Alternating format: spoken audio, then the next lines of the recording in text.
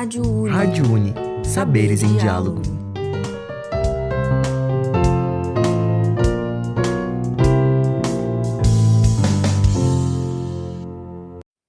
Olá, ouvintes da Rádio Uni.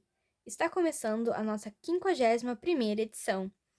Vamos conferir a seguir a leitura do conto A Caçada, de Lígia Fagundes Telles, feita pela nossa petiana Yasmin Trindade. Olá, ouvintes da Rádio Uni, eu sou a petiana Yasmin Trindade e hoje eu vou fazer a leitura literária do conto A Caçada, da autora Lígia Fagundes Telles. A Caçada. A loja de antiguidades tinha o cheiro de uma arca de sacristia, com seus anos embolorados e livros comidos de traça. Com as pontas dos dedos, o homem tocou numa pilha de quadros. Uma mariposa levantou voo e foi chocar-se contra uma imagem de mãos decepadas. Bonita imagem, disse ele. A velha tirou o grampo do coque e limpou a unha do polegar. Tornou a enfiar o grampo no cabelo. É um São Francisco. Ele, então, voltou-se lentamente para a tapeçaria que tomava toda a parede do fundo da loja. Aproximou-se mais. A velha aproximou-se também. Já vi que o senhor se interessa mesmo por isso. Pena que esteja nesse estado. O homem estendeu a mão até a tapeçaria, mas não chegou a tocá-la. Parece que hoje está mais nítida. Nítida? Repetiu a velha, pondo os óculos. Deslizou a mão pela superfície poída. Nítida... Como? As cores estão mais vivas. A senhora passou alguma coisa nela? A velha encarou. E abaixou o olhar para a imagem de mãos decepadas. O homem estava tão pálido e perplexo quanto a imagem. Não passei nada, imagine. Por que o senhor pergunta? Notei uma diferença. Não passei nada. Essa tapeçaria não aguenta mais leve escova. O senhor não vê? Acho que é a poeira que está sustentando o tecido, acrescentou, tirando novamente o grampo da cabeça. Rodou entre os dedos com um ar pensativo. Teve um muxoxo. Foi um desconhecido que trouxe. Precisava muito de dinheiro. Eu disse que o pano estava por demais estragado, que era difícil encontrar um comprador, mas ele insistiu tanto. Preguei aí na parede. E aí ficou. Mas já faz anos isso. E o tal moço nunca mais me apareceu. Extraordinário! A velha não sabia agora se o homem se referia à tapeçaria ou ao caso que acabara de lhe contar. Encolheu os ombros, voltou a limpar as unhas com o grampo. Eu poderia vendê-la, mas quero ser franca. Acho que não vale mesmo a pena. Na hora de se despregar, é capaz de cair em pedaços. O homem acendeu um cigarro. Sua mão tremia. Em que tempo? Meu Deus, em que tempo teria assistido essa mesma cena? E onde? Era uma caçada. No primeiro plano estava o caçador de arco arremessado, apontando para uma touceira espessa. Num plano mais profundo, o segundo caçador espreitava por entre as árvores do bosque. Mas esta era apenas uma vaga silhueta, cujo rosto se reduzira a um esmaecido contorno. Poderoso, absoluto era o primeiro caçador. A barba violenta como um bolo de serpentes. Os músculos tensos, à espera de que a caça levantasse para se desferir a seta. O homem respirava com esforço. Vagou o olhar pela tapeçaria que tinha a cor esverdeada de um céu de tempestade, envenenando o tom verde musgo do tecido. Destacavam-se manchas de um negro violáceo, e que pareciam escorrer da folhagem, deslizar pelas botas do caçador e espalhar-se pelo chão como um líquido maligno. A touceira, na qual a caça estava escondida, também tinha mesmo as manchas, e que tanto podiam fazer parte do desenho como um simples efeito do tempo devorando o pano. Parece que tudo está mais próximo, disse o homem em voz baixa. É como se... Mas não está diferente. A velha firmou mais o olhar, tirou o óculos e voltou a pô-los. Ontem não se podia ver se ele tinha ou não disparado a seta. Que seta? O senhor está vendo alguma seta? Aquele pontinho ali no arco. A velha suspirou. Mas esse não é um buraco de traça? Olha aí, a parede já está aparecendo. Essas traças dão cabo de tudo, lamentou, disfarçando um bocejo. Afastou-se sem ruído. Com suas chinelas de lã, esboçou um gesto distraído. Fique aí à vontade, vou fazer meu chá. O homem deixou cair o cigarro. Amassou-o devagarinho na sola do sapato. Apertou os maxilares numa contração dolorosa. Conhecia esse bosque, esse caçador, esse céu. Conhecia tão bem, mas tão bem. Quase sentia nas narinas o perfume dos eucaliptos. Quase sentia moder-lhe a pele o frio úmido da madrugada. Ah, essa madrugada! Quando? Percorrer aquela mesma vereda, aspirar aquele mesmo vapor que baixava denso do céu verde, ou subia do chão. O caçador de barba, encaracolada, parecia sorrir perversamente embuçado. Teria sido esse caçador? Ou companheiro lá adiante, o homem sem cara aspirando entre as árvores?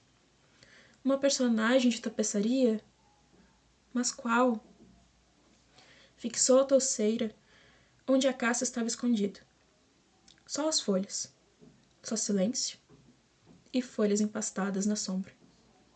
Mas, detrás das folhas, através das manchas, pressentia o vulto arquejante da caça. Compadeceu-se daquele ser em pânico, à espera de uma oportunidade para seguir fugindo. Tão próxima à morte. O mais leve movimento que fizesse, e a seta. A velha não distinguira. Ninguém poderia percebê-la. Reduzida como estava num pontinho carcomido, mas pálido de um grão de pó de suspensão do arco. Enxugando o suor das mãos, o homem recuou alguns passos. Vinha-lhe agora uma certa paz. Agora sabia ter feito parte daquela caçada. Mas essa era uma paz sem vida, impregnada dos mesmos coágulos traiçoeiros da folhagem. Cerrou os olhos, e se tivesse sido o pintor que fez aquele quadro... Quase todas as antigas tapeçarias eram reproduções de quadros. Pois não eram? Pintaram o quadro original e por isso podia reproduzir de olhos fechados toda a cena nas minúcias. O contorno das árvores, o céu sombrio, o caçador de barba engrovinhada, só músculos e nervos apontados pela touceira. Mas se detesto caçadas, por que tenho que estar aí dentro? Apertou o lenço contra a boca. A náusea. Ah, se pudesse explicar toda essa familiaridade medonha, se pudesse ao menos, e se fosse um simples espectador casual, desses que olham e passam, mas não era uma hipótese? Podia ainda ter visto o quadro no original. A caçada não passava de uma ficção. Antes do aproveitamento da tapeçaria, murmurou, enxugando os vãos dos dedos no lenço.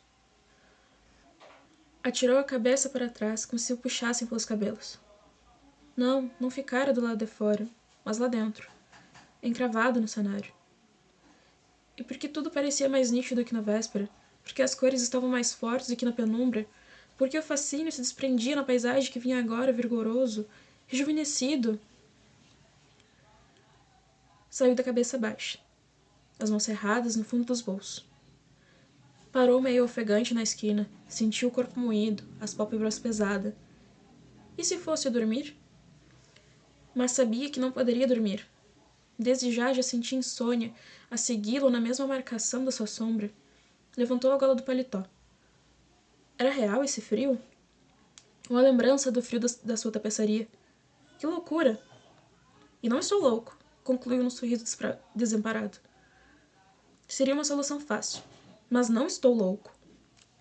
Vagou pelas ruas, entrou no cinema.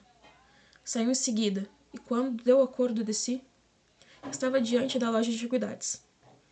O nariz achatado na vitrine, tentando vislumbrar a tapeçaria lá no fundo. Quando chegou em casa, atirou-se nos braços da cama e ficou de olhos escancarados, fundidos na escuridão. A voz tremida da velha parecia vir de dentro do travesseiro. uma avó sem corpo, metida em chinelas de lã. Que seta? Não estou vendo nenhuma seta. Misturando-se a voz, veio vindo murmurejo de traças, em meio de risadinhas. O algodão abafava as risadas que se entrelaçaram numa rede esverdinhada, compacta, apertando-se num tecido com manchas que escorreram até o limite da tarja. Viu-se enredada nos fios e quis fugir, mas a tarja aprisionou-no nos seus braços. No fundo, lá no fundo do fosso, podia distinguir as serpentes enleadas num verde negro. Apalpou o queixo.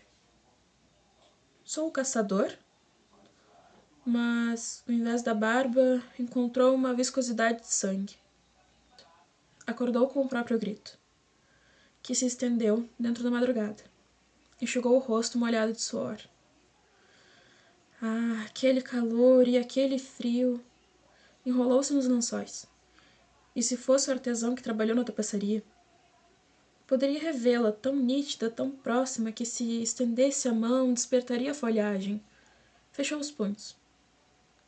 Haveria de destruí-la. Não era verdade que além daquele trapo detestável havia alguma coisa a mais. Tudo não passava de um retângulo de pano sustentado pela poeira. Bastava soprá-las, soprá-las. Encontrou a velha na porta da loja. Sorriu irônica. Hoje o senhor madrugou. A senhora deve estar estranhando, mas... Eu não estranho mais nada, moço. Pode entrar, pode entrar. O senhor conhece o caminho. Conheço o caminho, murmurou. Seguindo lívido por entre os móveis, parou. Dilatou as narinas. E aquele cheiro de folhagem e terra? De onde vinha aquele cheiro? E por que a loja foi ficando embaçada lá longe? Imensa, real, só a tapeçaria se alastrar sorrateiramente pelo chão, pelo teto, engolindo tudo e suas manchas esverdinhadas. Quis retroceder. Agarrou-se a um armário, campalhou resistindo ainda e estendeu os braços até uma coluna. Seus dedos afundaram por entre os galhos e resvalaram pelo tronco de uma árvore. Não era uma coluna, era uma árvore. Lançou em volta um olhar esgazeado, penetrara a tapeçaria. Estava dentro do bosque, os pés pesados de lama, os cabelos empastados do orvalho. Em redor, tudo parado, estático. No silêncio da madrugada, nem o piar do pássaro, nem o farvalhar da folha. Inclinou-se arquejando. Era o caçador ou a caça. Não importava, não importava. Sabia que apenas tinha que prosseguir correndo sem parar por entre as árvores, caçando ou sendo caçado, ou sendo caçado. Comprimiu as palmas das mãos contra a cara embaciada, enxugou o punho da camisa e o suor que lhe escorria pelo pescoço vertia sangue do lábio gritado. Abriu a boca e lembrou-se, gritou e mergulhou numa touceira. Ouviu o assobio da seta varando a folhagem à dor. Não, gemeu de joelhos. Tentou ainda agarrar-se à tapeçaria e rolou encolhido, as mãos apertando o coração. Curiosidades. A primeira curiosidade que eu vou trazer hoje é sobre uma das maiores escritoras da literatura brasileira, Lígia Fagundes Telles, que nasceu em São Paulo. Ela fez parte da Academia Brasileira de Letras e faleceu no ano de 2022. Entre seus livros mais famosos estão Ciranda de Pedra, As Meninas e Antes do Baile Verde.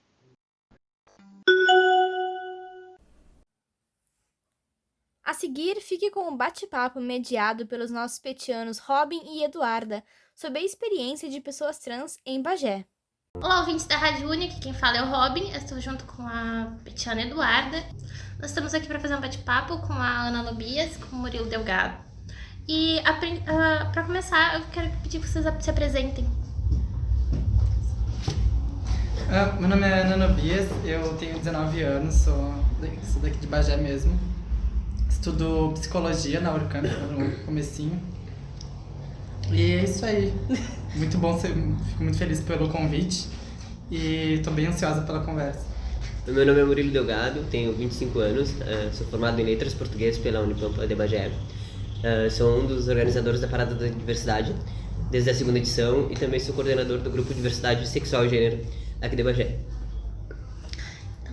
começar, eu quero perguntar pra vocês dois, assim, como vocês vivem a experiência de ser uma pessoa trans em Bagé, como é o atendimento pelo SUS por aqui, se ele existe, como foi a experiência escolar, no geral. A minha experiência aqui em Bagé começou já quando eu estava na universidade, um espaço que eu achei que seria bem acolhedor, mas foi bem pelo contrário, né? Foi bem decepcionante, com alguns professores, principalmente, né? Uma professora que eu tinha muito respeito, né? Que era a minha professora preferida. Sofri muita transfobia por parte dela, o que me fez querer sair logo da faculdade. Então, durante a faculdade foi bem decepcionante. E também a questão da saúde pública aqui em Bagé é uma coisa que a gente corre atrás desde 2017, 2018, né? O que nos levou a conseguir fazer o ambulatório municipal, que ainda assim é um pouco limitado, né? Para atender toda a nossa demanda. Mas já ajuda, já nos tira de um espaço onde a gente começava a fazer hormonoterapia por conta própria, né? O que pode desencadear vários problemas de saúde. Então, para nós é um avanço, né? Importante que possa crescer cada vez mais esse ambulatório, acolher mais pessoas e tornar essa experiência para nós um pouco mais fácil, né? Já que Bagé é uma cidade bem difícil de lidar com algumas pessoas assim na rua, com alguns olhares, falas que são bem preconceituosas, isso desde órgãos públicos até órgãos particulares, né? E é mais ou menos por esse caminho. Eu tenho uma percepção de que, por ser uma cidade relativamente pequena, sempre é meio 880, assim. Alguns ambientes eles são muito acolhedores e outros eles são completamente hostis para pessoas trans. Eu tive um problema parecido com o do Murilo na faculdade, que uma professora também foi transfóbica comigo. Foi algo mais velado, assim, mas mesmo assim magoa de qualquer forma, né? E como a Urcamp é um lugar tipo... tem alguns problemas com elitismo e tal, isso não me surpreendeu, mas mesmo assim aparece forte, assim. E tem todas essas questões de saúde que o Murilo comentou, são bem fortes, é bem precário ainda, por mais que a gente tenha gente lutando, tenha vários movimentos, tem o pessoal do ambulatório da coordenadora da mulher também, que ajuda bastante. E é isso. Faço das palavras do Murilo as minhas. Quando eu vim aqui pra Bagé, eu já me entendia como uma pessoa não binária. E, claro, às vezes pra mim se torna um pouco mais fácil, porque a maioria das pessoas nem me questiona nada. A maioria das pessoas simplesmente me lê como uma mulher e é complicado isso, porque é o automático e eu não tenho nada, eu não... dentro da própria Unipampa, com um professor que supostamente era assim, que ele... Como é que eu vou explicar? Melhor tu... Um professor nosso que tinha um estudo nos estudos LGBT, tinha feito doutorado e mestrado nessa área.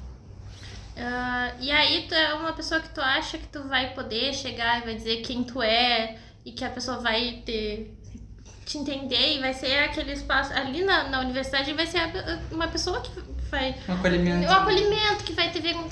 E é uma pessoa que tem uma visão tão atrasada sobre questões de gênero, porque talvez sobre sexualidade não tanto, porque ele é um homem gay, mas sobre gênero ele tem tinha umas visões muito estereotipadas e ele parecia que ele não conseguia me compreender como uma pessoa trans porque eu não performo uma androginia, mas às vezes um pouquinho mais, mas normalmente não. E ele tinha essa questão e era tão engraçado porque as gurias sempre me chamando no masculino, porque eu tenho preferência por chamar no masculino. E ele não, e era aquela coisa, e as gurias, e não sei o que, e sabe, é uma coisa... Não é o espaço que tu acha que vai te acontecer justamente com aquela pessoa, e é interessante que é justamente em alguém que faz parte da comunidade, tu não encontra isso justamente porque eu não performo o estereótipo.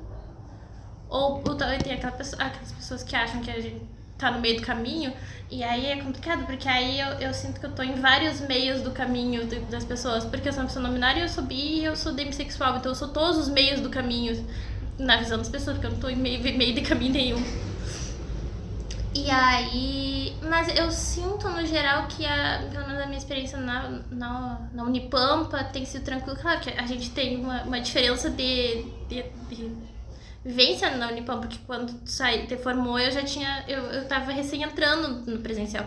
Então, eu sinto que, pra quem sabe, porque muita gente não sabe, eu sinto que não tem nada assim que fique... Acho que nunca sofri uma transfobia direta. Não sei se as pessoas não tem aquela questão, às vezes a gente acha que as pessoas nos levam a sério, elas não levam, elas só guardam pra elas. Mas eu sinto que eu tive um pouco mais de acolhimento. O que mais me chateou foi esse professor, que era onde eu esperava mais, e foi bem menos. Eu acho que dessa tua fala a gente consegue tirar duas situações que são bem explícitas, né? Principalmente aqui no Bagé, que é a questão dos homens gays, né? Eles terem muito preconceito com pessoas trans, né? Principalmente não binárias, quando fogem dos padrões. Então, homens trans sofrem muita transfobia de homens gays por não quererem se relacionar, porque são muito falocêntricos, né? A questão do pênis e tal. E eu acho que ainda mais para mulheres trans, porque eles não validam, né, a identidade de mulheres trans. Eles adoram se chamar de mana, de amiga. Mas aí se tu é de fora, tu vai chamar eles, porque eu não sou mulher. E aí tu vê que as pessoas cis, hétero, de fora, utilizam isso pra invalidar mulheres trans também, a partir de uma fala de pessoas da comunidade, né? Tipo, se ele é gay e se trata como amiga só quando ele quer, então uma mulher trans não é, tipo, uma mulher, né?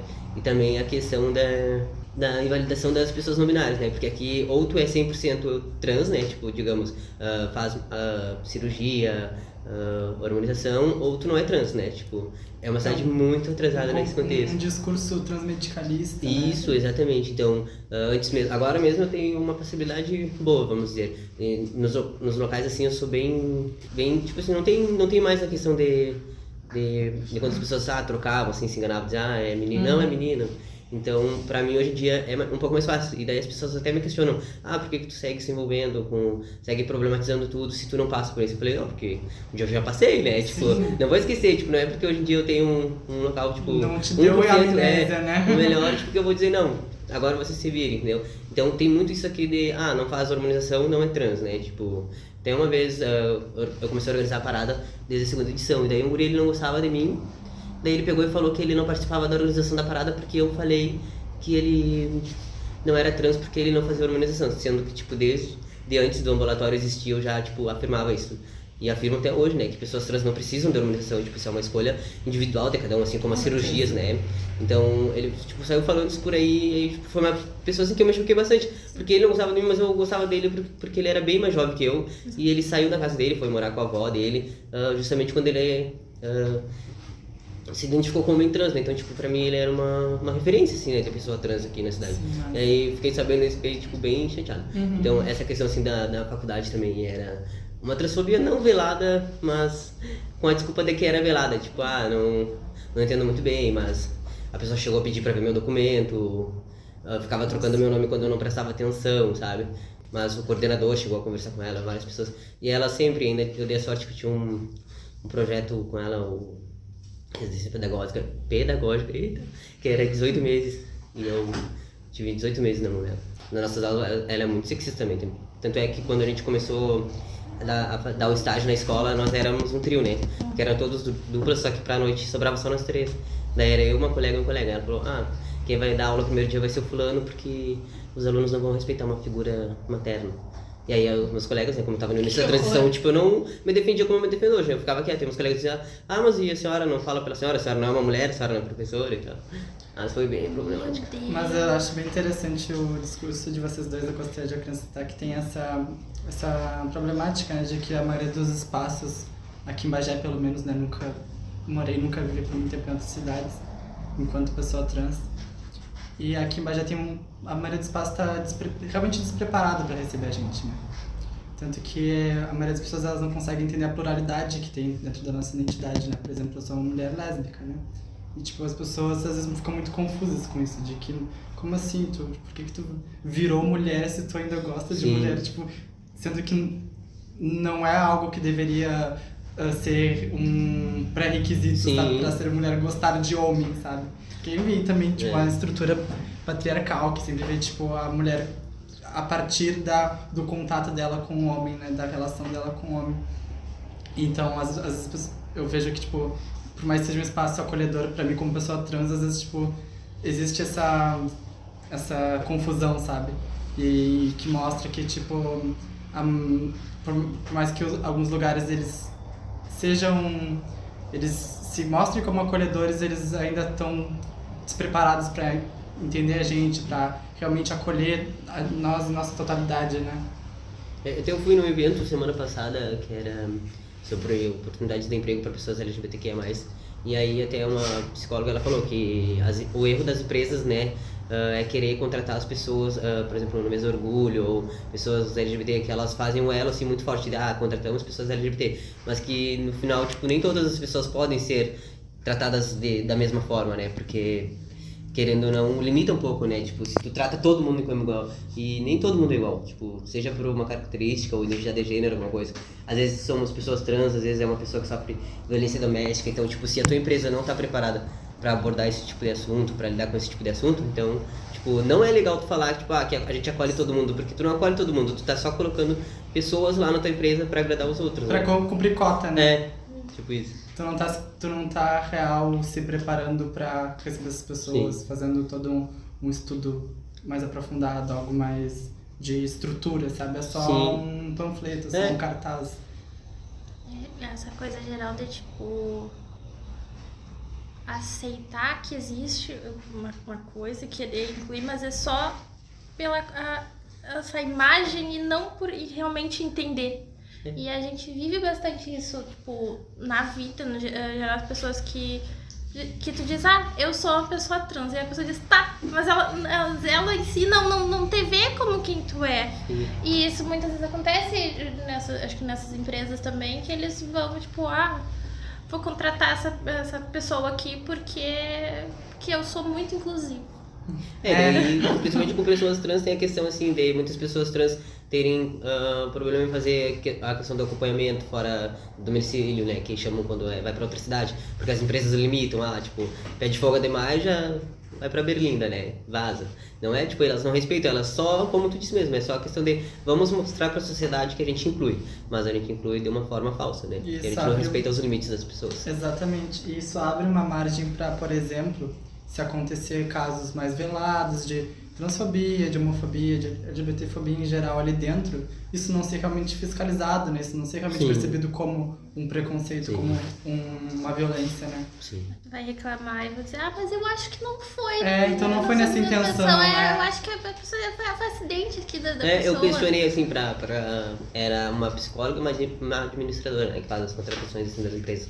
Daí eu questionei pra ela assim, qual seria pra ela, né, a relevância de uma pessoa trans dizer que é trans na entrevista, por exemplo, já tendo uma possibilidade boa, já dizer assim que é trans, né, na entrevista pro contratante, ou não dizer. Aí ela não, tipo, até ela ficou meio confusa assim, né. Ela falou, seria bom porque pode acontecer alguma coisa futuramente, mas aí eu falei pra ela, tipo, mas aí é uma escolha da pessoa trans querer, tipo, né, dizer ou não, tipo, a empresa tem que estar preparada, entendeu?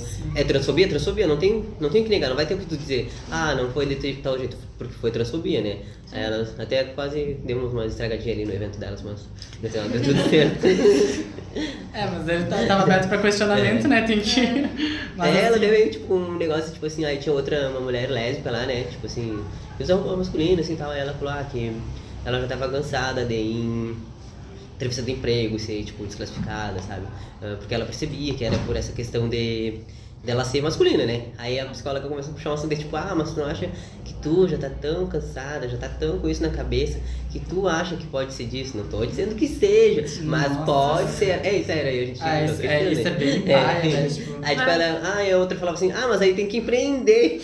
Vamos empreender. E eu sei, empreender com não, quem? disso aí pra a homofobia coisa da tua cabeça é um passo, né? Tipo, foi meio que essa vibe. Uma ficava falando que pode ser coisa da nossa cabeça, que a gente já chega meio cabisbaixo. A outra, vamos empreender. Eu falei, vender o quê?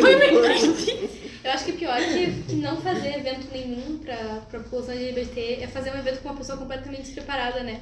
Tipo, eu peguei muito essa questão de evento LGBT com pessoas héteros cis falando, sabe? Tipo, cadê a representatividade? Eu vou num evento pra uma pessoa hétero falar por mim, tipo, uma pessoa cis falar por mim. Entendeu? Então, isso é muito complicado. É muito.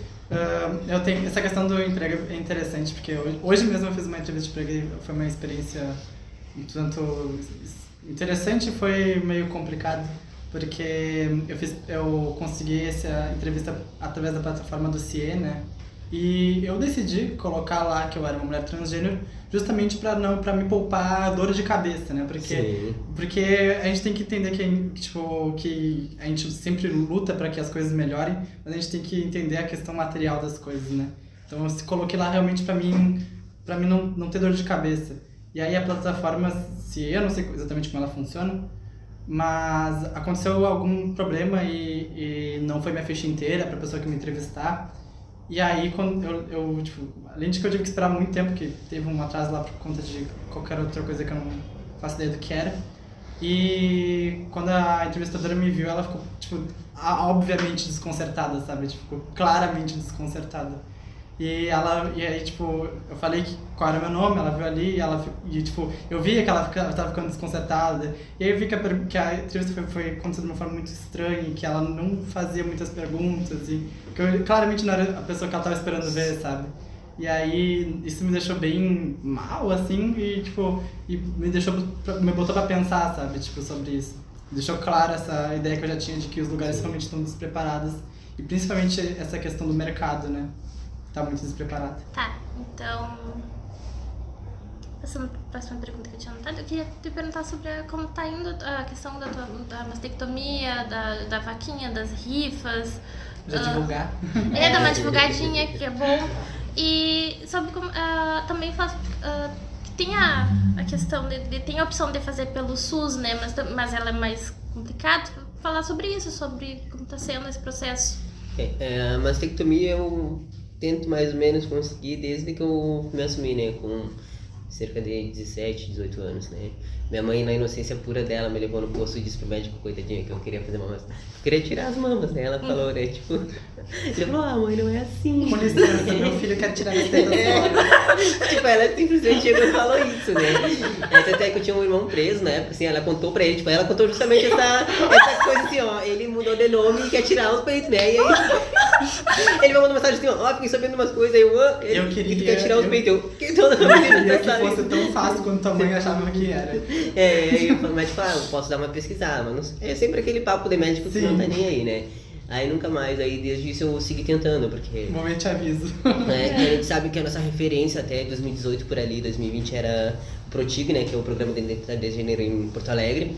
Só que como são 4 ou 5 centros desse no Brasil inteiro, ele é muito superlotado. Hoje em dia a fila de espera está em 10 anos, né?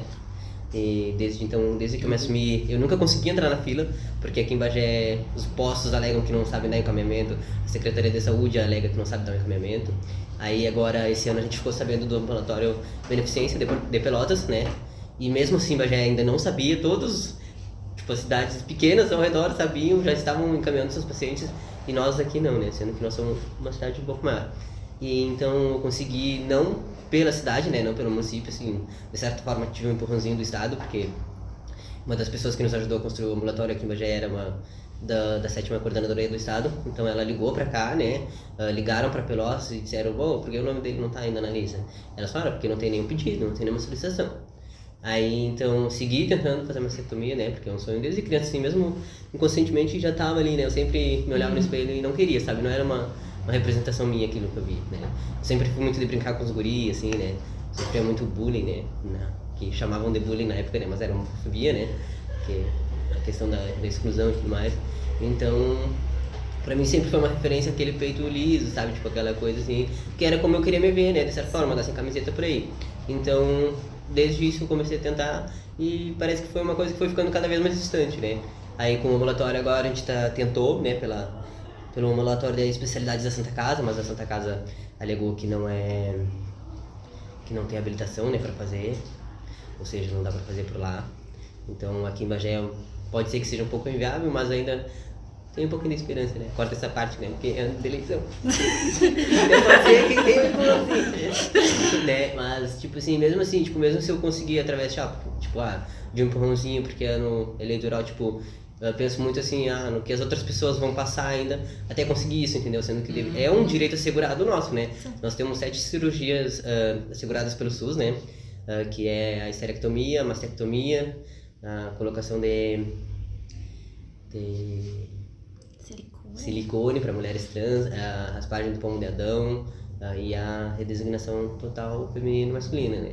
Então, a gente tem esses direitos assegurados, mas a gente não sabe como garantir, né? Então, tipo assim, vocês têm, mas como vocês vão conseguir é problema de vocês, né? E aí, então, eu tô com 25 anos, né? Então, nossa expectativa de vida é 35 anos, né? Então, eu tenho mais 10 anos pela frente, ao que tudo indica, né? Espero que não. Mas, acho que eu já tô cansado de esperar pelo sistema público, né? Agora, tipo, eu fui em Pelotas, é um norte, assim, que dá um pouquinho de esperança, mas mesmo assim, elas conseguiram reduzir o acompanhamento de 2 anos para 1, estão tentando reduzir para sem nenhum tempo de acompanhamento, né? Porque ela disse, se a pessoa chega aqui, a gente tem já, tipo, visto que a pessoa tem certeza que não vai se arrepender, não tem por que a pessoa ficar mais 2 anos, né? Sendo que muitas dessas pessoas já vêm de acompanhamento nos ambulatórios municipais e tal. Então, em Rio Grande, na FURG, estão começando a fazer essas mastectomias. O que limita um pouco mesmo é o atendimento das endocrinologistas, né? Que demora, que ela falou que é o que mais demora, mas que eles estão tentando contratar. Daí, eu pesquisei alguns valores, né? Com mastologistas, que são referência. A mais barata é 12.500, só que em Brasília, né? Então sai mais ou menos o mesmo custo de fazer em Porto Alegre, com a doutora que cobra 16 mil reais. Só que a gente põe 16 mil reais só a cirurgia, né? Tipo, aí tu tem que se locomover pra outra cidade, tem que levar alguém pra te cuidar, ficar em algum lugar, pagar alimentação. Então são valores assim que a gente poderia estar investindo no nosso futuro, né? Tipo, que aí todo mundo gosta de dizer, porque tá focando nisso, de ser trans e não fez nada ainda da vida. Mas tipo, a gente não tem espaço pra isso, a gente não tem emprego. É literalmente minha saúde. Né? A gente não tem emprego, a gente não tem saúde. E aí como é que a gente vai focar em outra coisa, né? Se a gente não tem nem saúde mental às vezes. Exatamente. E aí então eu decidi, agora eu tô tentando, fiz um bingo até, tirei um bom valor.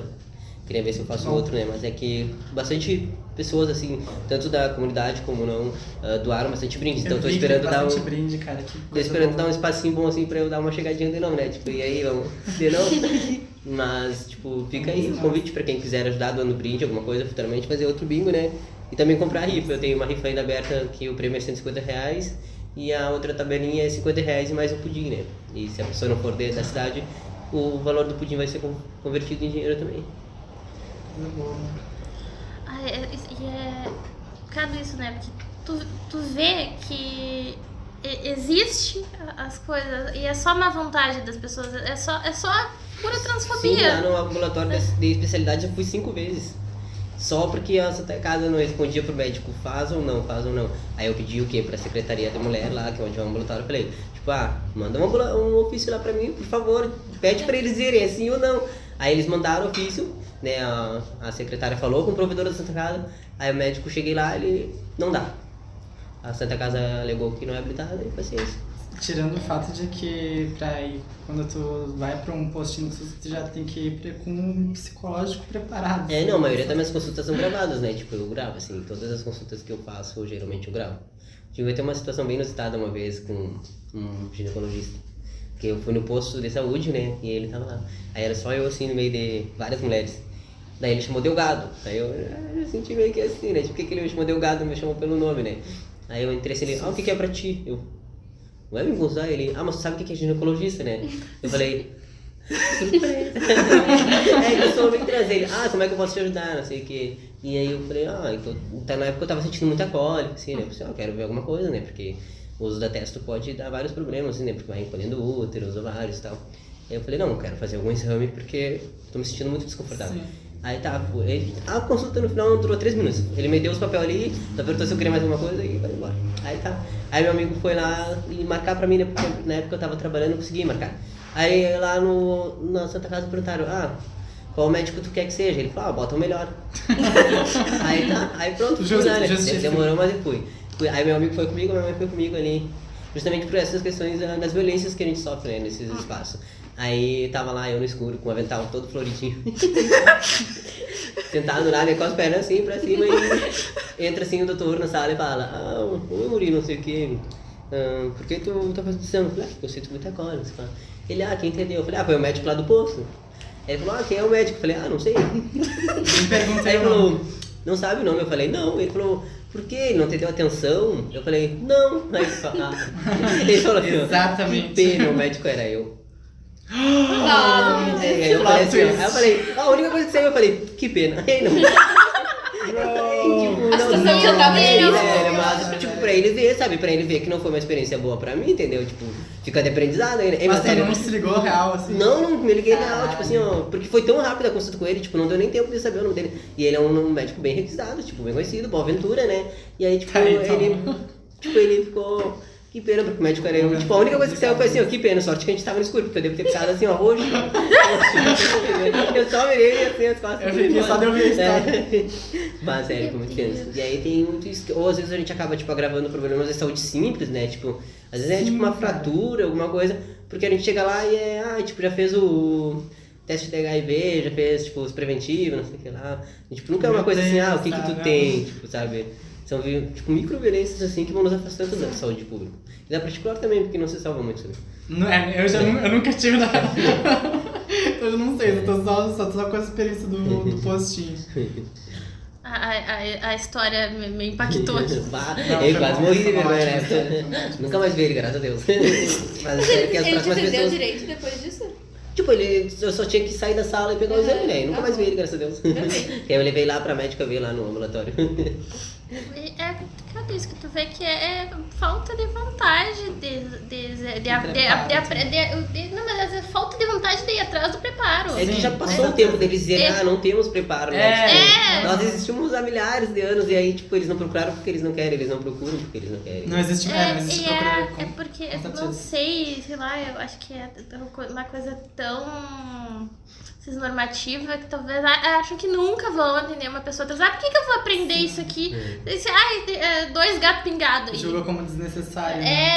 Como se a gente não existisse, se a gente fosse assim, um pouquinho assim, uma Sim, o exceção perigo ali. desses médicos é que eles pegam, por exemplo, às vezes uma criança trans, entendeu? Que tipo, a mãe não entende, o pai não entende. E aí, a partir daquilo ali, tu, tipo, configura toda uma problemática na vida da criança, porque o médico fala que não é tal coisa, que, tipo, pode ser um distúrbio e tal. E não é um distúrbio, né? A gente sabe que existem crianças trans, né? Inclusive, nós talvez poderíamos ter sido, né? Se na nossa época já tivesse, né? Acesso à informação e tal. Até porque quando eu me assumi trans foi difícil, sim. Eu fiquei bastante tempo em negação, porque eu não sabia nada. Tipo, eu só sabia que eu me sentia muito mal com o meu corpo, que eu não... me sentia representado, eu gostava de ir nos lugares que me chamavam dele e tal, mas eu não sabia por quê, sabe? Tipo, então pra mim aquilo era, tipo, não, era errado, né? Tanto porque a escola mostrava, né? Tipo, é errado, os colegas riam, diziam, não sei o quê, sabe? Termos pejorativos, então a gente vai crescendo com aquela ideia de que aquilo é algo errado, tipo, né? Não faz porque é errado. Tu disse que foi mais ou menos com 17 anos, né? Foi bem, a gente foi na mesma... Claro que eu sou mais nova que tu, né? Mas, tipo, se a gente colocar, foi com 17 anos também, por aí. Mas é muito interessante isso, porque quando a gente tem o nosso processo pessoal também, né? E a gente tem que lidar com o nosso processo pessoal de autodescoberta, de entender de compreender a nossa identidade inteira. E ainda tem que lidar com a ignorância das outras pessoas de fora. Sim. É tipo um combo, sabe? Tipo, junta as duas coisas e a vida vira um inferno.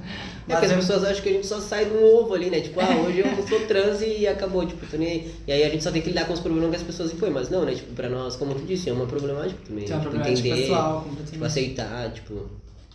E é muito interessante, e até engraçado a gente ver depois que a gente tá mais entendido da nossa própria cabeça, da gente olhar pra trás e ver, tipo, aqueles fragmentos de momentos que, tipo, tava óbvio, sabe? Só que a gente tava numa negação tão profunda que nem percebeu.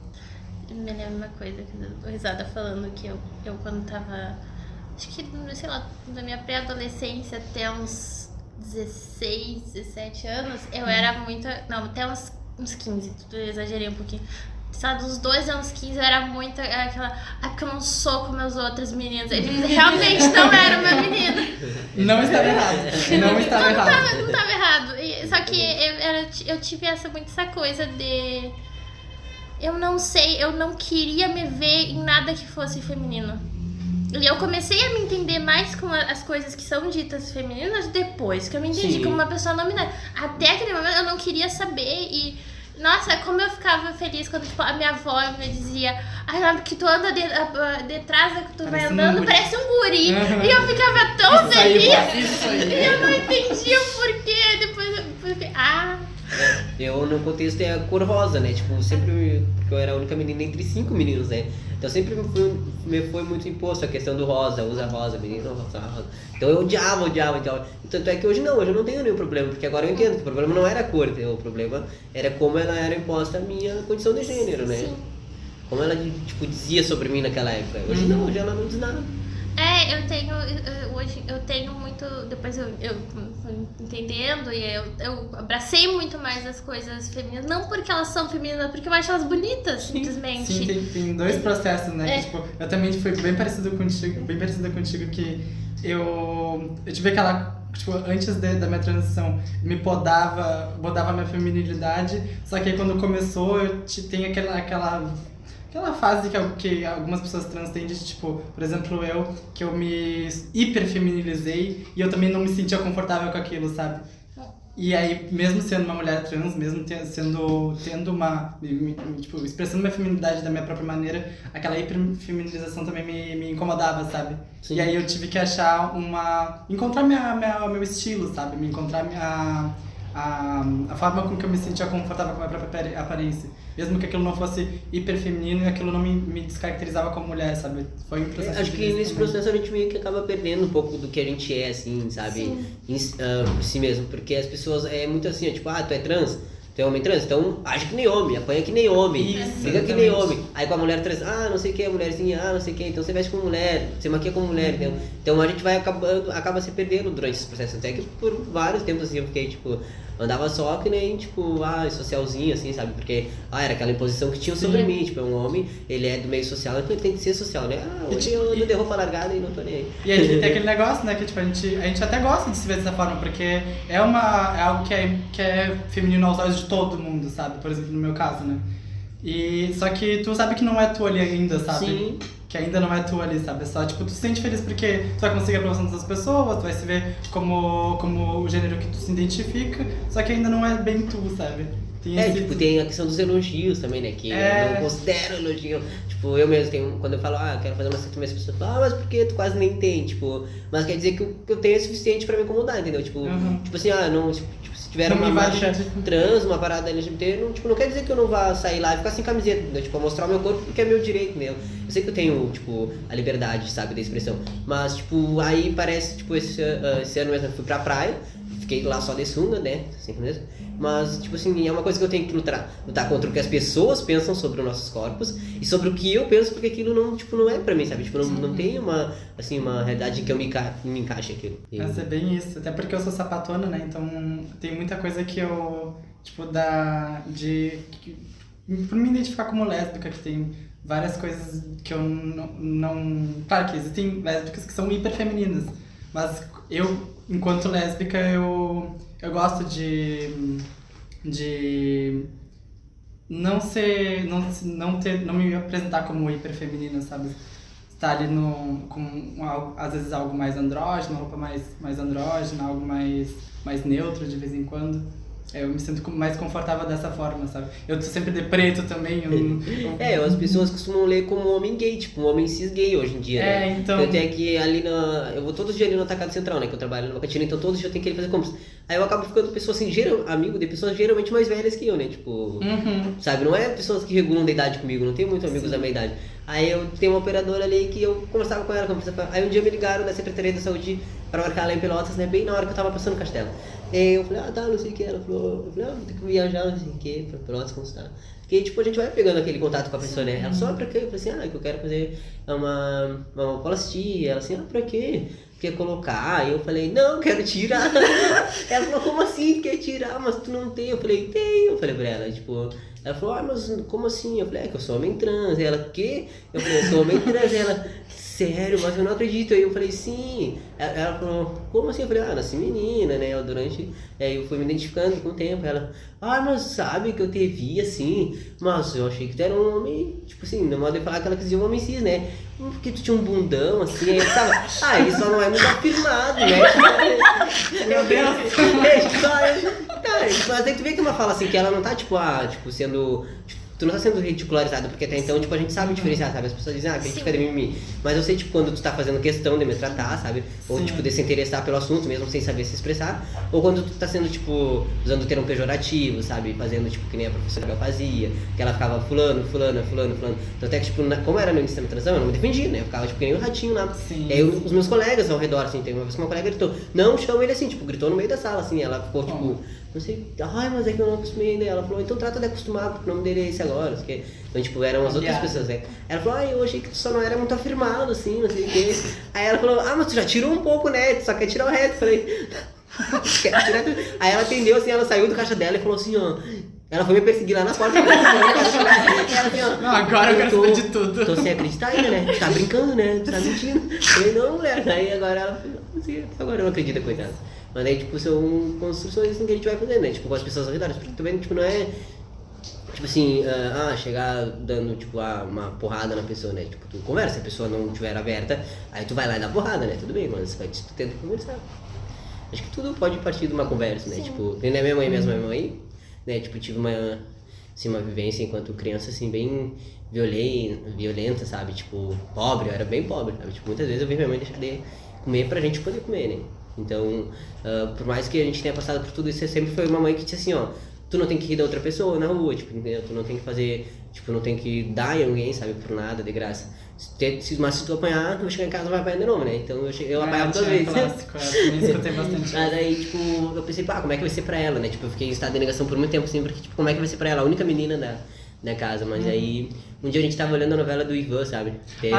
Sim, e aí, tipo, do nada ela me soltou assim, tu gosta do teu corpo como tu é? Aquilo ali meio... Ela virou a porta pra ti. Me virou uma chavezinha assim, né? Aí ela falou, se tu tivesse nascido menino, teu nome ia ser Murilo, não sei o que, aí, tipo, ficou Murilo, entendeu? Tipo, Nossa, e aí, que foda, velho. Aí depois um dia, tanto é que quando eu troquei de nome no Face, assim, ela tava no baile, né, nos Ingras, foi bem no domingo. Aí ela disse que só leu assim, falou, eu tenho um filho, não sei o que, mais um filho. Meu Deus, Nunca que foi, foda, sabe? cara.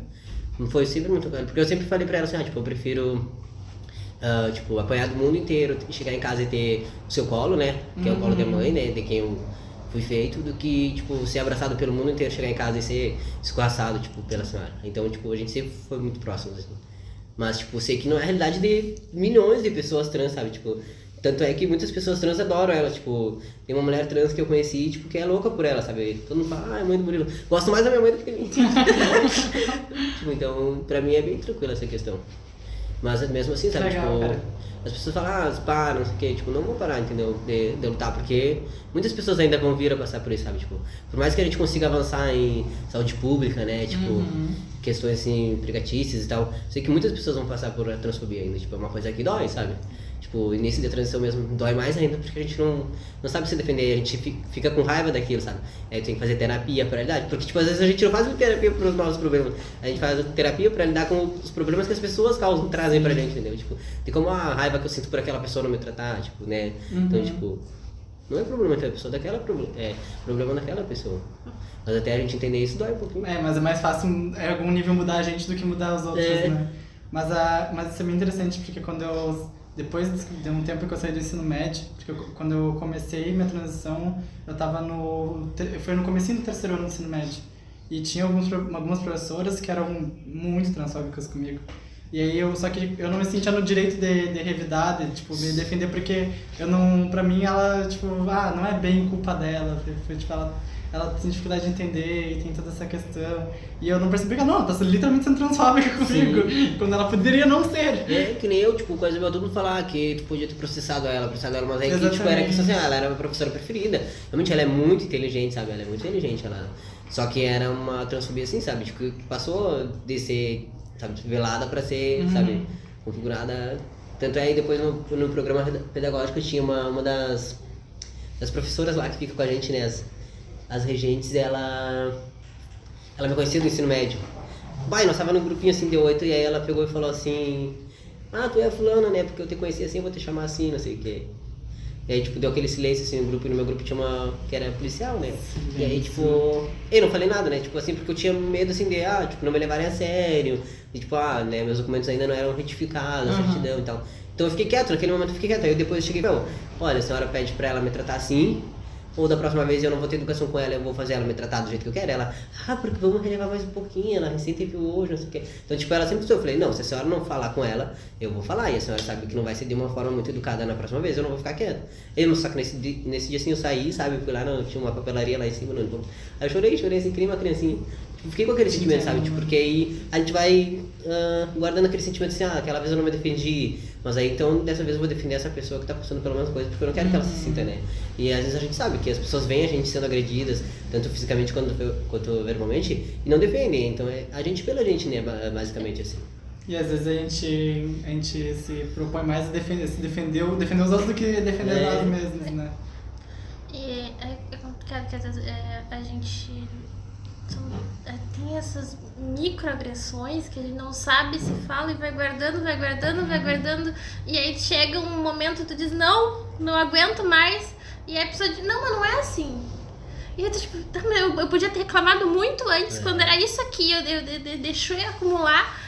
E aí quando fala, ainda vem a pessoa, não, mas não é assim. Eu pensava muito assim, tipo, na profissão dela, sabe? Tipo, eu processar ela por transfobia, vou prejudicar ela na profissão dela, tipo, na história que ela tem, né? E tem um gaslight. Mas assim, a maior violência eu acho que ela fez foi uma vez que a gente tava fazendo um trabalho em trio, era eu mais 2 colegas, né? E aí era sobre escrita de autores, né? Que aí era intrípido e centrífugo, alguma coisa assim, né? E aí intrípido é quando o autor escreve sobre si ou sobre fora, e o outro é, né? Aí ela falou assim, não é fora de ordem, que nem o caso do Murilo.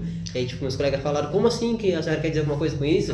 E ela, não, tipo, sabe? Aí meu Deus. Então, foram coisinhas assim, sabe, que hoje em dia, claro, se eu visse ela, eu ia dizer, naquela época, tô com raiva. Aí lá...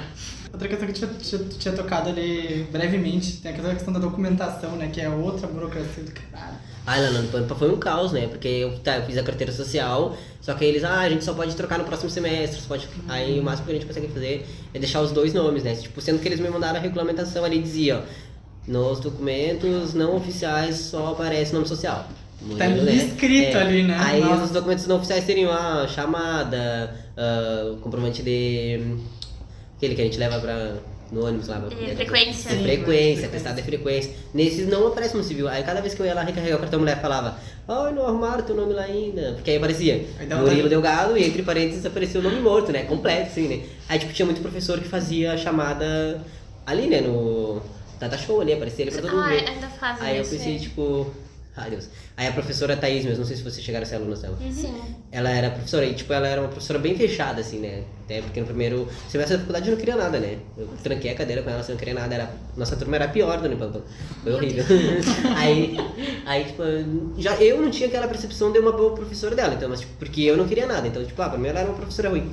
Aí no outro semestre que eu fui fazer com ela, tipo, eu já tava, tipo, tinha mudado de ideia, assim, né? Tipo, não, é o meu futuro, eu quero fazer isso. Aí...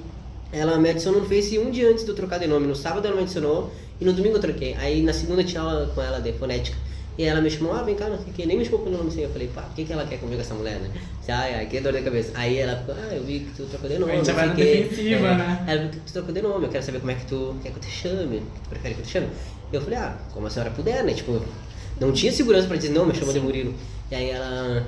pegou e falou, não, vou te chamar como tu prefere que eu te chame, tu que sabe, é Murilo ou né, outro nome. Eu falei, não, se a senhora puder me chamar de Murilo, ela, claro, posso. E daí, daquele dia em diante, ela nunca mais fez a chamada no Data Show, ela fazia, tipo, ela mesmo mentalmente levava o nome lá pra letra M, sabe, tipo, de lá de cima, e aí, tipo, fiquei, sabe, foi muita coisa.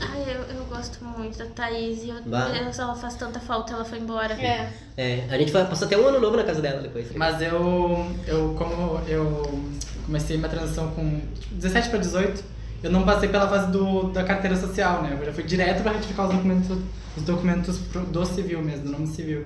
E eu lembro que eu não teria conseguido com certeza se não fosse um anjo que teve na minha vida, que foi meu mano Estevam, que estava fazendo esse processo na mesma época que eu. Só que ele entendia muito mais, porque eu tinha estudado sobre isso muito mais do que eu, porque é uma burocracia. E eu, pra burocracia, minha cabeça não funciona pra burocracia. Eu sou muito lenta, muito atrasada pra quando se trata de burocracia. Só que tava lá o Estevam me ajudou e eu tive que ir em 500 lugares diferentes. Eu também. Gastei uns 100 pila nessa brincadeira, isso que eu fiz isenção, porque se não fosse pra certidão era mais 200, tem toda essa questão e tipo... E é uma... Nossa, eu entendo porque tem pessoas trans que demoram muito pra fazer ou nem fazem, sabe? Porque Sim. realmente é um corre São papéis danado, que a gente né? nem sabe que existe o nome da gente, né? Tipo, da onde que saiu esse papel? Pra que eu então, vou precisar tipo, disso? Exatamente, tipo, nossa... Tipo, eu fui, acho que a terceira ou quarta pessoa a retificar o nome aqui em Bagé. Até porque Bagé é cidade, tipo assim, ó, polo em várias questões LGBTQIA+, né? Tanto é que, tipo, a primeira cidade onde uma mulher trans conseguiu fazer a retificação de nome sem a cirurgia foi Bagé. Isso eu não sabia. Pra te ver, são coisas que a gente não sabe que a gente fica, como assim, né? Bagé é uma cidade como Então, é. eu não imaginaria. Primeiro casal de LGBT também que conseguiu se casar, né? Foi aqui em Bagé? Foi em Bagé também, no Brasil Meu Deus, inteiro. eu não sabia, É que não tipo, sabia tipo, disso. falaram que elas não tiveram nenhum problema pra se separar, que era um casal de mulheres, né?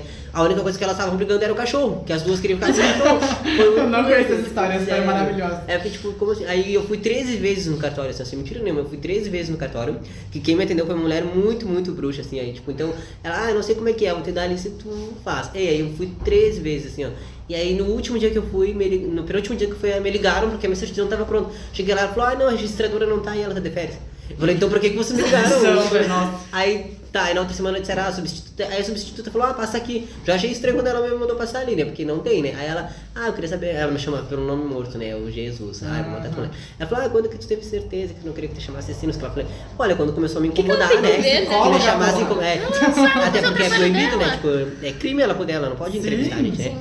E aí eu falei, olha, quando começou a me incomodar, me chamarem como tu tá me chamando, e tu sabe que tu não pode ficar me interrogando, né? Falei pra ela, não, me desculpa, tá, vou te liberar agora, não sei, tipo... Mas se é uma pessoa, tipo assim, leiga, sabe? Tipo, muita pessoa ainda é leiga sobre essas informações. Então, tipo, a pessoa vai ficar ali, tipo, acanhada, aí daqui a pouco ela já não assina o papel, porque a pessoa já, tipo, ficou meio sem saber o que responder, já ficou insegura, entendeu? E, tipo assim, Sendo que lá nem tem esse direito, né? E aí eu ia lá com o papel, e a mulher disse, não é esse papel. Eu falava, aquelas certidão, sabe, o civil, criminal, aquilo. Sim. Ela, mas não é isso, tu pega, então... E ela me dava o link, eu dizia, mulher, é esse link que tu... Pra mim, Aí pelo confirmar que final, eu na não cumpri. décima primeira vez, na última vez, ela falou assim, tá, vou aceitar isso aqui mesmo. Que ela já não me aguentava mais lá. Aí depois eu fui as últimas 2 vezes, que uma ela disse que tava pronta e não tava, e na outra que eu peguei a certidão. Também saí quase voando a certidão pelo ar. Eu escutei tanto meu nome morto nessa jornada de fazer a retificação do nome na identidade, todos os documentos, que tem um que é de tu realmente, da ficha criminal, né? Eu até brincava com meus amigos que na jornada pra mostrar que eu não cometi nenhum crime, acho que eu vou acabar cometendo. Exatamente. Tipo, tem toda a questão assim, a pessoa tá respondendo um processo judicial, ela não consegue alteração de nome, entendeu? Tipo, isso é uma coisa atrasada, porque a pessoa vai seguir respondendo pelo processo desse. Isso é uma forma de tipo, atrasar o processo da pessoa, né? Então é muito problemático, né? A gente, ao mesmo tempo que a gente avança, a gente tá sempre parado em algum ponto. Quando eu precisava fazer a carteira de identidade nova, eu não tenho ainda aquela vontade de retificar meu nome, porque eu não me incomodo com o meu primeiro nome. Eu só adicionei mais um porque eu senti que o meu nome que foi me dado, eu consigo me ver nele, mas não completamente, então eu precisava de mais um. Tu acrescentou. Eu acrescentei, eu não tirei, só acrescentei um. E aí eu quero colocar o nome Robin junto, ficar Flávia Robin.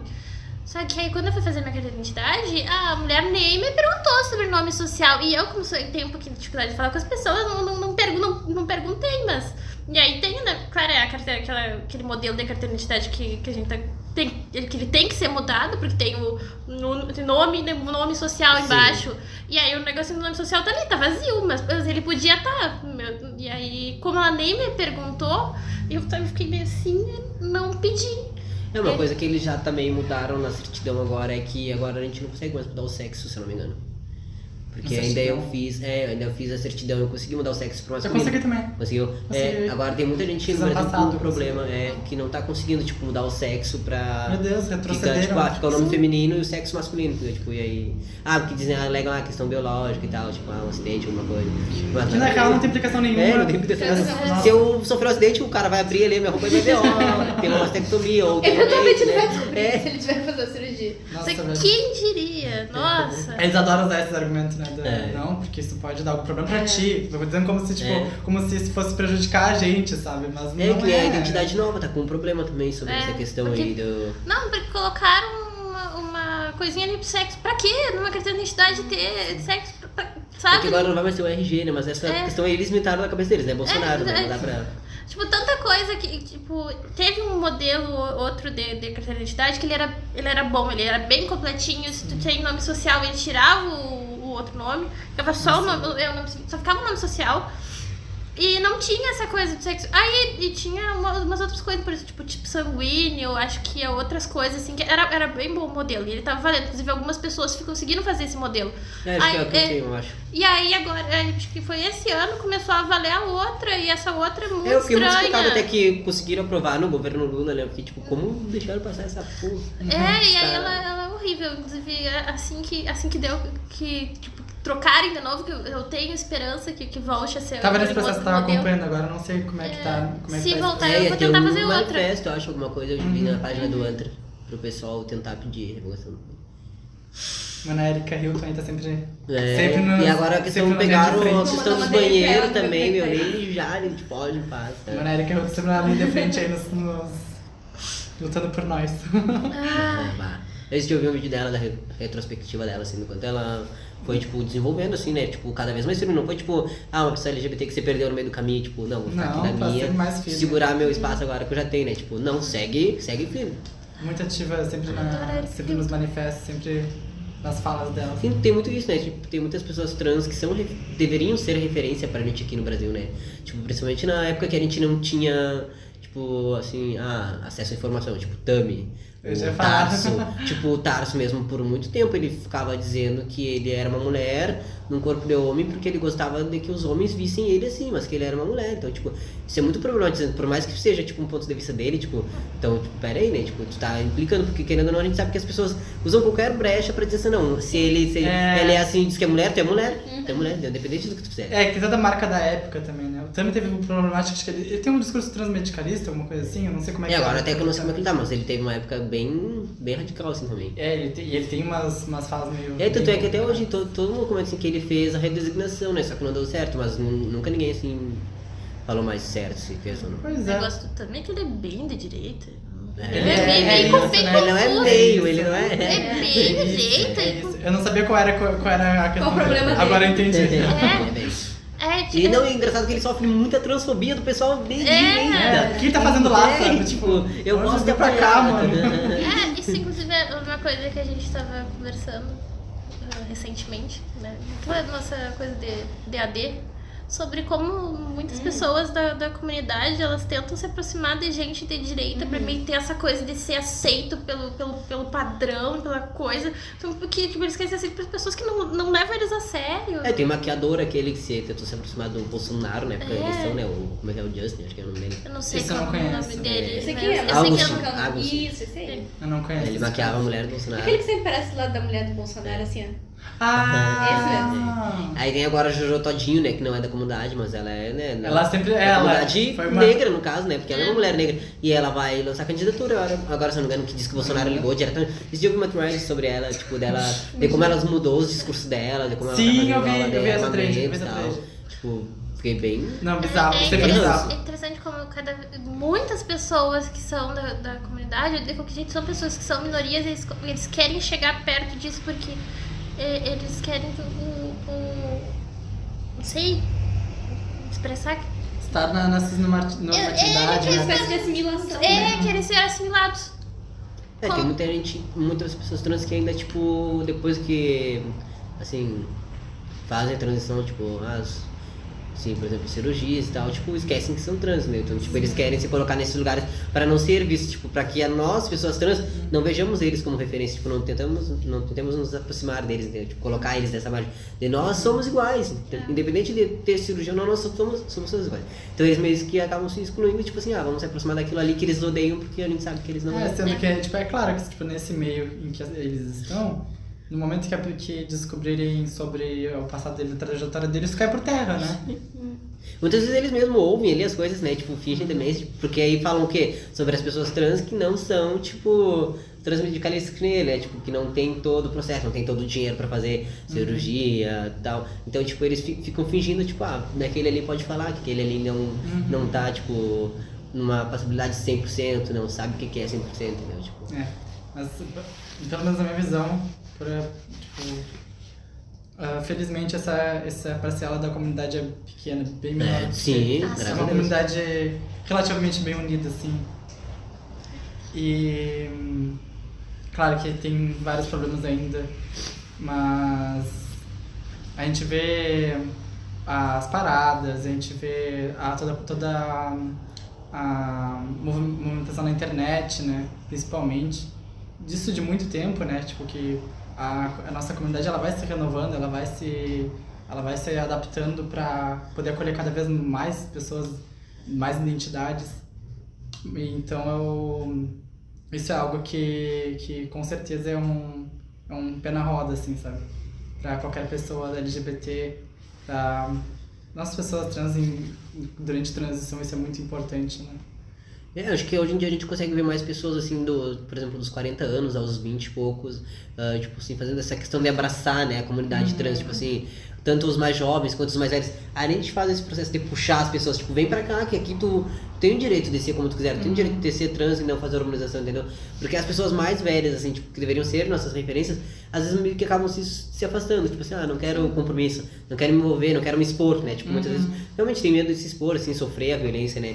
Então, meio que eu acho que tá nesse processo assim, 35 anos, 40, aos 20 e poucos, a gente tem que fazer todo esse trabalho, né? Tipo, que historicamente já deveria estar pronto pra gente chegar aqui, hoje em dia, tipo assim, não dizer quem eu sou, sem medo da sociedade, né? Mas, tipo, a gente também tem que entender, tipo, a violência que era feita com as pessoas, né? Assim, como pessoas com deficiência, né? Antigamente, não se podia ter uma criança com deficiência, né? Pega teu filho, leva, vai matar, vai morrer, entendeu? Tu vai ficar sem filho. Então, por muito tempo, né, foi assim. Então, eu acredito que haja um pouco disso, mas, tipo, em outros contextos, há um pouco de medo, assim, entendeu? E outros é só falta de, tipo, não vou ajudar, já tô aqui, já cheguei onde eu queria. Tanto que sempre a gente vê, tem toda essa de pessoas LGBT mais experientes, que tem mais tempo de vivência, né, por assim dizer, como pessoa LGBT, que sempre tem esse aviso, essa orientação de que se tu tem a noção de que tu não tá num lugar seguro pra sair do armário, tu não sai, sabe? Tipo, Sim. pensa na tua segurança primeiro. Vai doer, é tipo, muito complicado, mas é a tua segurança em primeiro lugar. E hoje em dia eu acho que depois que a gente criou essa, assim, acho que em vários países, né, que foi acho que mais ou menos desde 2018 pra cá, assim, 2019, né, que explodiu, assim, de fato, eu acho que a questão, assim, do respeito trans, das vivências trans, né. Então acho que muita gente, tipo, mais velha, tipo, eu vejo agora caras com 50, 60 anos, tipo, fazendo a transição, entendeu? Tipo, tem uma senhorinha, como é que é? Ana Carolina, acho que é o nome dela, tipo, mega velha, assim, e agora ela faz a transição dela numa felicidade, sabe? Tu vê, tipo, por quantos anos essa pessoa foi infeliz, sabe? Tendo que viver um padrão que ela não era pra ela, sabe? Tipo, muito legal. E a gente, principalmente as mulheres trans, tem também uma figura, um pilar, assim, que é a Laerte Coutinho, né? Que é a maior quadrinista do Brasil, é uma mulher trans, né? Tem até uma personagem dela que tipo, carrega a questão do gênero dela e que ficou muito famosa e que, se tu for levar pra um tempo atrás, tem muita gente que acompanhou o processo da transição da Laerte, né? E é tipo, praticamente um pilar, assim, sabe? Principalmente eu que sou quadrinista também, eu acho que nem muito pra nós foda. era o João Neri, né? E, tipo, e aí agora Sim, tipo, ele morreu, cara. a gente ficou, tipo, que era uma baita referência, né? Tipo, ele ajudava, tinha até uma casa de acolhimento pra homens trans lá. Sim, a Laerte também fez parte de vários movimentos, vários movimentos Sim, de eu acho que tinha um documentário sobre ela, não sei se era na Netflix ou no Globoplay. Eu acho que é no Globoplay, eu não consegui chegar a ver porque eu não tenho Globoplay, mas é bem interessante, eu vi algumas coisas da trajetória dela, é muito foda. E é muito importante essas figuras que veio antes da gente, né? A gente olhar pra trás e ver, tipo, nossa, naquela época já tinha gente andando pra que a gente pudesse correr. O problema todo é que, por exemplo, a tecnologia, ao mesmo tempo que ela nos trouxe informação, ela nos trouxe violência, né? Nos trouxe represália, ela trouxe tudo. Sim. As pessoas não têm freio pra usar, né? Acho que... A tecnologia, ela age da forma que usam ela, né? Então, tipo, a gente tem que ocupar os espaços, com certeza. Por mais que a gente esteja 4 para 10 passos atrás, a gente tem que procurar ocupar esses espaços, até nesse ambiente cibernético. Gostaria de agradecer por vocês terem participado. É muito importante. Se em algum momento acho que seria bom a gente fazer outra, talvez com um outro foco. De novo agradecer e pra finalizar, dizer que a gente tem que ser quem a gente é, não que vamos levar a sério. Que se a gente ficar se importando, se eu for tal coisa não vão me levar a sério, a gente não vai fazer nada. Como disse esses dias um grande twitteiro, que eu nem lembro quem era. Anônimo. Seja gay, desobedeça e profane. Ótimo, perfeito. Obrigada, Cris. Obrigada. Olá, pessoal. Então, eu sou o Murilo Delgado, né? Participei há poucos dias da entrevista com o Robin e com a Eduarda e também com a Ana. Gostaria de dizer para vocês que finalmente consegui realizar o meu sonho, né? Que era a minha mastectomia. E durante a entrevista eu ainda não tinha conseguido realizar. Até comentei sobre a vaquinha que eu fiz, sobre as rifas que eu estava vendendo, o bingo que eu organizei. Então hoje eu gostaria de compartilhar com vocês essa minha vitória, né? Que é um sonho que foi realizado finalmente.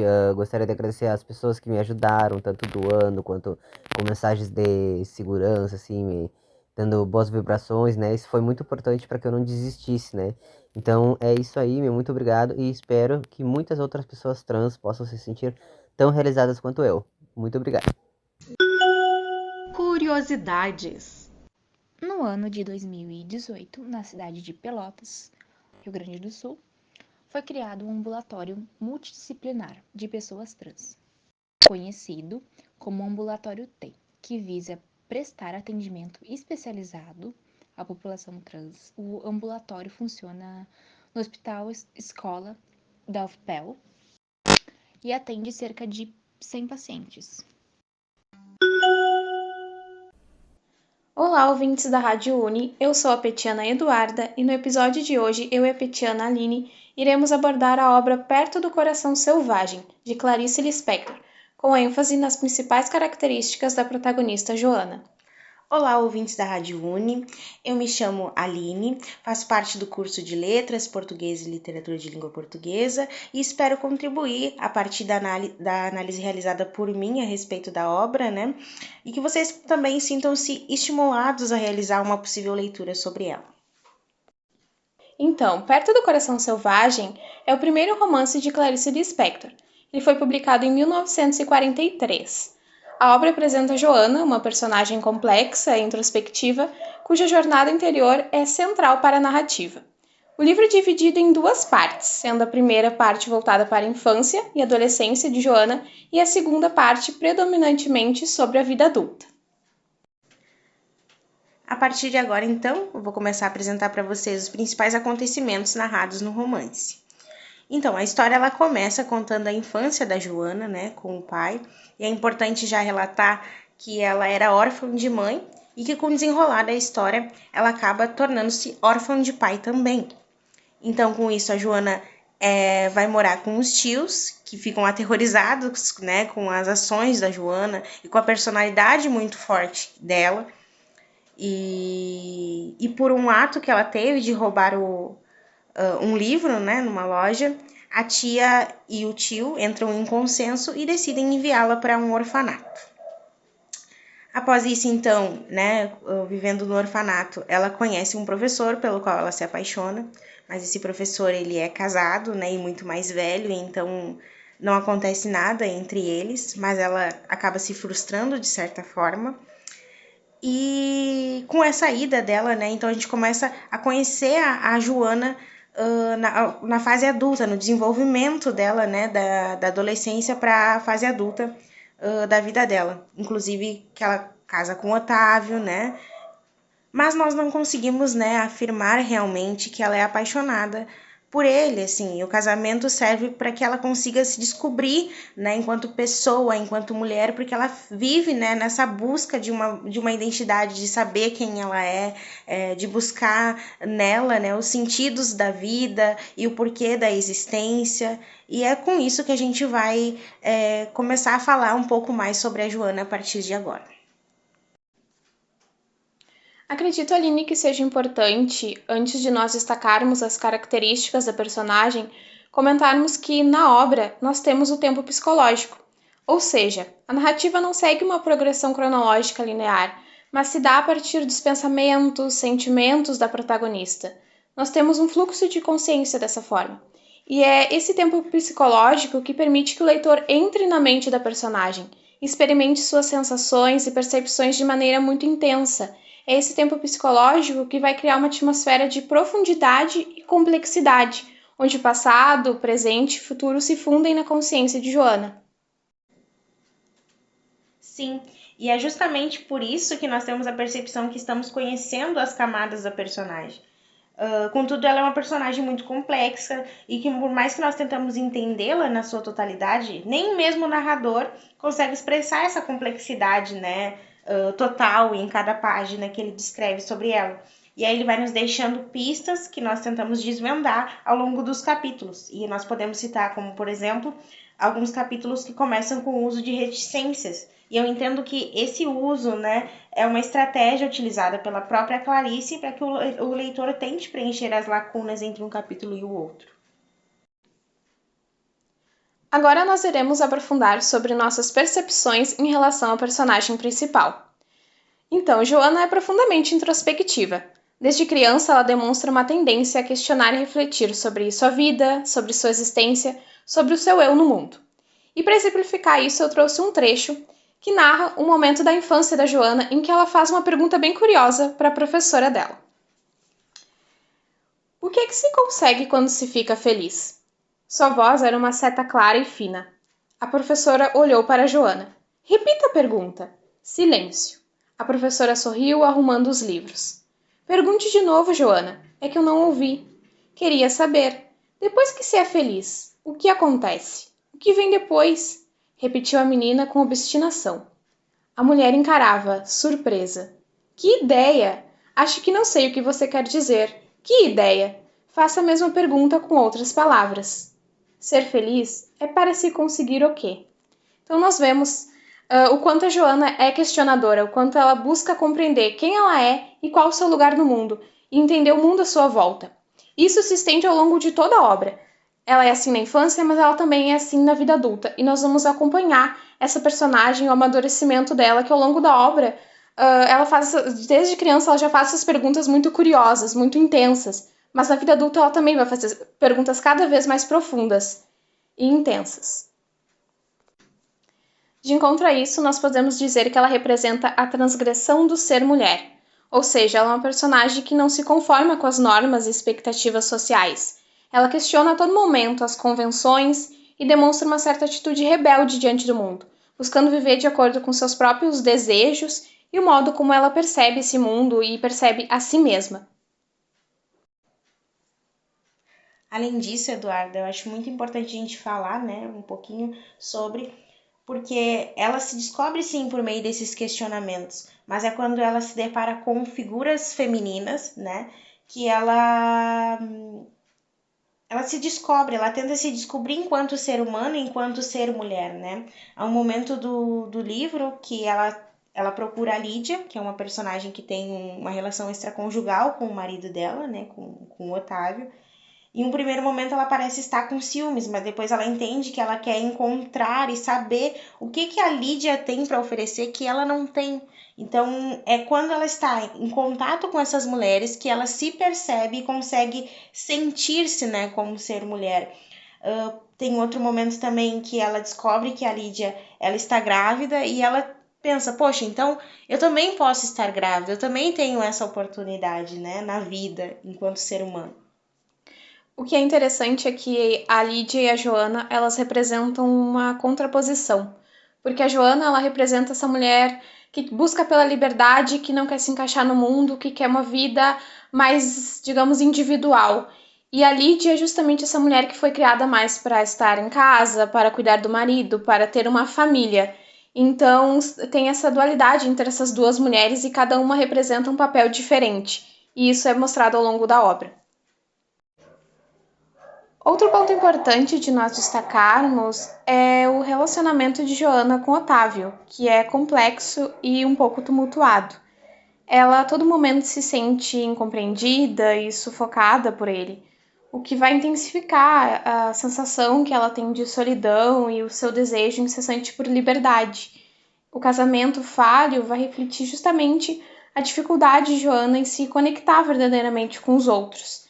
E ela tem uma visão desconstruída sobre o casamento, e sobre isso eu selecionei o seguinte trecho. Julgava mais ou menos isso. O casamento é o fim. Depois de me casar, nada mais poderá me acontecer. Imagine ter sempre uma pessoa ao lado, não conhecer a solidão. Meu Deus! Não estar consigo mesma nunca, nunca. E ser uma mulher casada, quer dizer, ser uma pessoa com destino traçado. Daí em diante é só esperar pela morte. Eu pensava, nem a liberdade de ser infeliz se conserva, porque se arrasta consigo outra pessoa.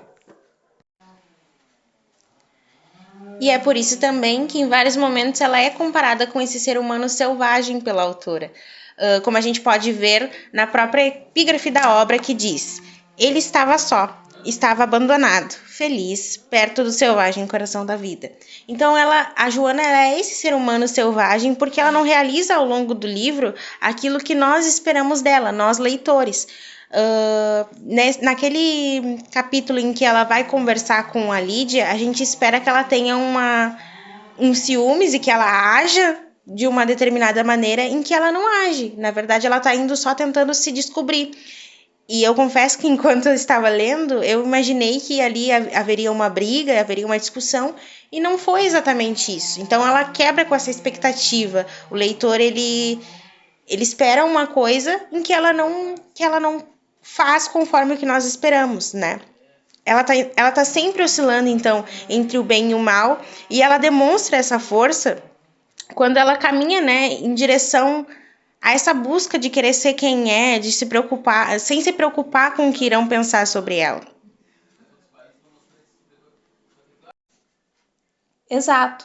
E é importante dizer também que o título, Perto do Coração Selvagem, sugere a conexão de Joana com a natureza selvagem, de modo a representar sua essência indomável e sua busca incessante por liberdade. E essa metáfora é central para entender sua personalidade e também suas ações ao longo da narrativa. E por que perto do coração selvagem e não dentro? Porque com as características que o narrador vai nos disponibilizando e vai relatando, né, e as ações dela, a gente consegue chegar perto do que ela está sentindo, perto do que ela está relatando, perto do que ela está fazendo. Mas a gente não consegue entender exatamente o que se passa dentro do coração dela. E por isso que essa obra, né, tem esse título que nos chama muito a atenção. Por que perto e não dentro? É justamente por esse sentido de nós não adentrarmos exatamente no coração dela, mas entender que nós estamos chegando perto do que ela está pensando e sentindo. Com isso, nós chegamos ao fim dessa conversa literária e a gente quer te convidar, caro ouvinte, a conhecer essa obra e imergir na literatura introspectiva de Clarice, que possui uma linguagem poética, subjetiva, com personagens que fogem do comum e do que nós estamos acostumados a ler, nos fazendo refletir sobre nós mesmos e como compreendemos o mundo. Curiosidades. Agora eu vou falar sobre o romance Perto do Coração Selvagem, que foi o primeiro romance da Clarice Lispector, publicado somente em 1943, recebeu boas avaliações e crítica e ganhou o prêmio do melhor romance de estreia pela Fundação Grava Aranha. A gente vai ficando por aqui. Os produtores dessa edição foram Yasmin Trindade, Flávia Robin Franco, Eduarda Mansky, Aline Nunes e Eduarda Severo. A edição geral é de Carolina Fernandes. As artes foram feitas pela Flávia Robin. As curiosidades foram gravadas pela Jéssica Robledo. Eu sou Eduarda Mansky e fiz a edição de áudio.